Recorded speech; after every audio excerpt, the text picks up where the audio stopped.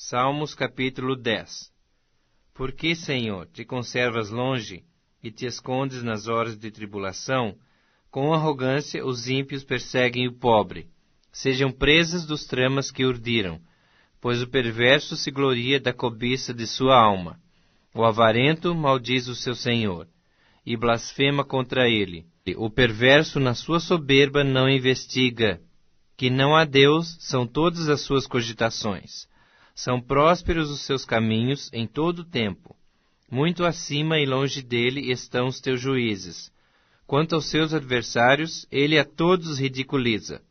Pois diz lá no seu íntimo: jamais serei abalado. De geração em geração, nenhum mal me sobrevirá.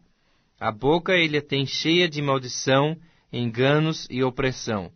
Debaixo da língua, insulto e iniquidade.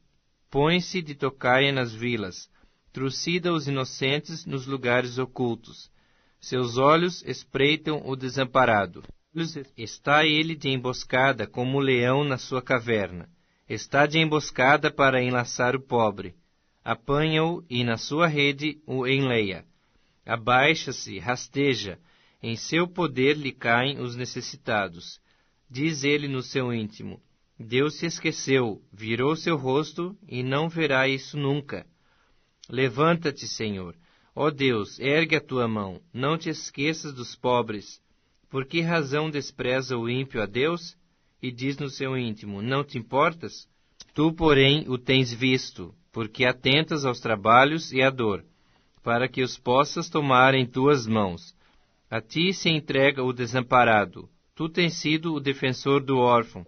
Quebranta o braço do perverso e do malvado. Esquadrinha-lhes a maldade, até nada mais achares. O Senhor é Rei eterno. Da sua terra somem-se as nações. Tens ouvido, Senhor, o desejo dos humildes.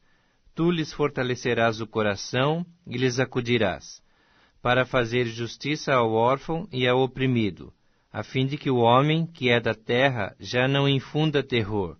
Salmos capítulo 11. No Senhor me refugio. Como dizeis, pois, a minha alma: foge como pássaro para o teu monte, porque eis aí os ímpios armam o arco, dispõem a sua flecha na corda, para as ocultas dispararem contra os retos de coração. Ora, destruídos os fundamentos, que poderá fazer o justo? O Senhor está no seu santo templo, nos céus tem o Senhor seu trono. Os seus olhos estão atentos, as suas pálpebras sondam os filhos dos homens. O Senhor põe à prova ao justo e ao ímpio, mas ao que ama a violência, a sua alma o abomina. Fará chover sobre os perversos brasas de fogo e enxofre, e vento abrasador será parte do seu cálice. Porque o Senhor é justo, ele ama a justiça, os retos lhe contemplarão a face. Salmos capítulo 12. Socorro, Senhor, porque já não há homens piedosos. Desaparecem os fiéis entre os filhos dos homens. Falam com falsidade uns aos outros. Falam com lábios bajuladores e coração fingido. Corte o Senhor todos os lábios bajuladores, a língua que fala soberbamente, pois dizem: com a língua prevaleceremos. Os lábios são nossos. Quem é Senhor sobre nós? Por causa da opressão dos pobres e do gemido dos necessitados, eu me levantarei agora, diz o Senhor, e porei a salvo a quem por isso suspira.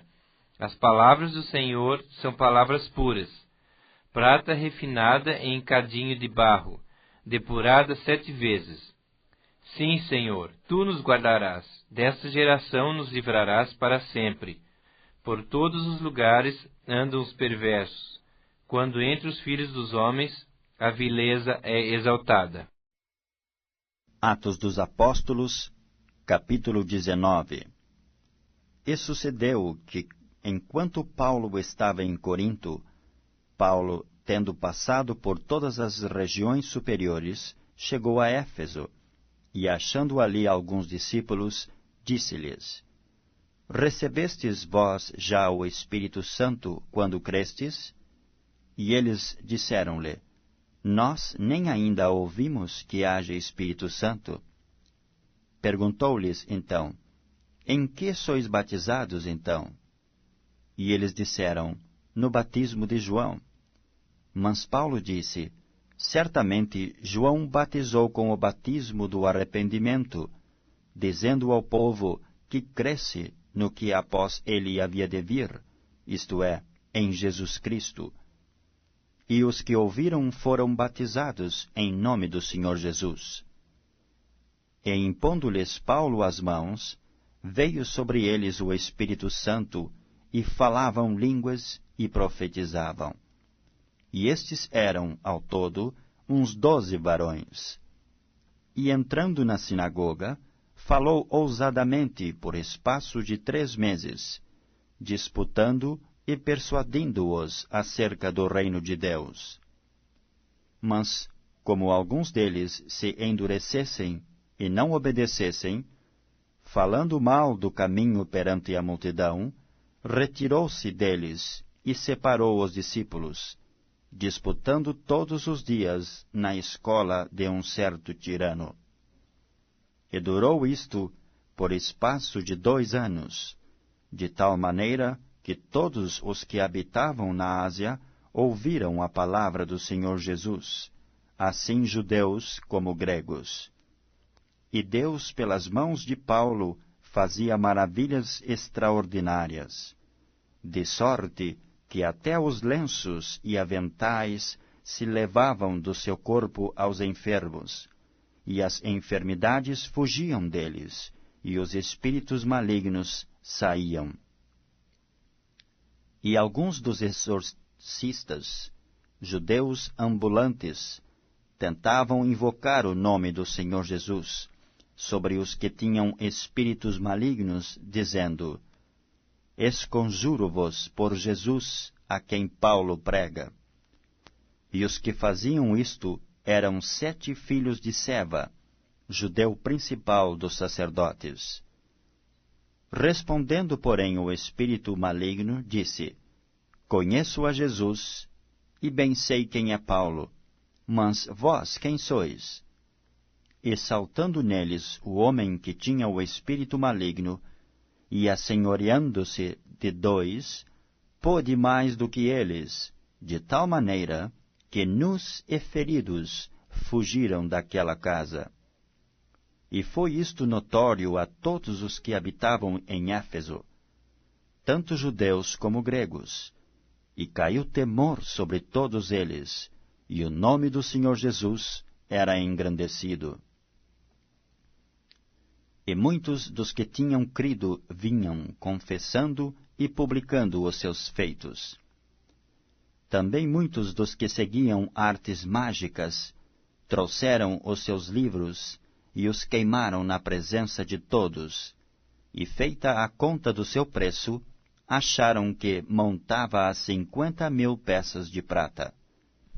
Assim, a palavra do Senhor crescia poderosamente e prevalecia. E cumpridas estas coisas, Paulo propôs em espírito ir a Jerusalém, passando pela Macedônia e pela Acaia, dizendo, depois que houver estado ali, importa-me ver também Roma. E, enviando à Macedônia 2 daqueles que o serviam, Timóteo e Erasto, ficou ele por algum tempo na Ásia. E naquele mesmo tempo houve um não pequeno alvoroço acerca do caminho, porque um certo ourives da prata, por nome Demétrio, que fazia de prata nichos de Diana, dava não pouco lucro aos artífices, aos quais, havendo-os ajuntado com os oficiais de obras semelhantes, disse, varões, vós bem sabeis que deste ofício temos a nossa prosperidade. E bem vedes e ouvis que não só em Éfeso, mas até quase em toda a Ásia, este Paulo tem convencido e afastado uma grande multidão, dizendo que não são deuses os que se fazem com as mãos. E não somente há o perigo de que a nossa profissão caia em descrédito, mas também de que o próprio templo da grande deusa Diana seja estimado em nada, vindo a majestade daquela que toda a Ásia e o mundo veneram a ser destruída. E ouvindo-o, encheram-se de ira e clamaram, dizendo: Grande é Diana dos Efésios. E encheu-se de confusão toda a cidade. E unânimes correram ao teatro, arrebatando a Gaio e a Aristarco, macedônios, companheiros de Paulo na viagem. E querendo Paulo apresentar-se ao povo, não lhe permitiram os discípulos. E também alguns dos principais da Ásia, que eram seus amigos, lhe rogaram que não se apresentasse no teatro. Uns, pois, clamavam de uma maneira, outros de outra, porque o ajuntamento era confuso, e os mais deles não sabiam por que causa se tinham ajuntado. Então tiraram Alexandre dentre a multidão, impelindo-o os judeus para diante, e Alexandre, acenando com a mão, queria dar razão disto ao povo.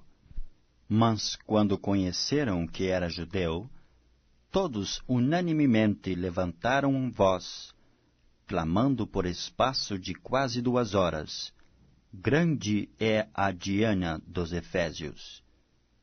Então o escrivão da cidade, tendo apaziguado a multidão, disse: Varões efésios, qual é o homem que não sabe que a cidade dos Efésios é a guardadora do templo da grande deusa Diana e da imagem que desceu de Júpiter? Ora, não podendo isto ser contraditado, convém que vos aplaqueis e nada façais temerariamente. Porque estes homens que aqui trouxestes nem são sacrílegos, nem blasfemam da vossa deusa. Mas, se Demétrio e os artífices que estão com ele têm alguma coisa contra alguém, há audiências e há procônsules, que se acusem uns aos outros. E se alguma outra coisa demandais, averiguar-se-á em legítimo ajuntamento.